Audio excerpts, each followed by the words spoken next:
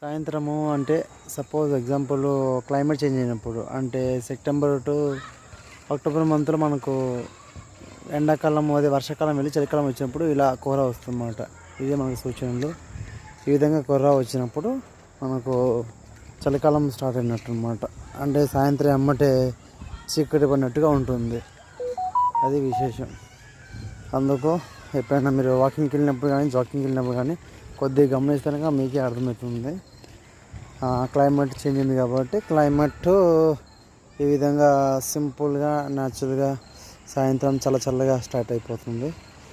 కాకపోతే ఏంటంటే మనకు ప్లేన్ ప్లేస్ తెలియదు, హిల్స్ స్టేషన్ అయితే బాగా క్లియర్గా అర్థమవుతుంది చలికాలం ఎప్పుడు మొదలైంది, ఎండాకాలం, వర్షాకాలం అనేది.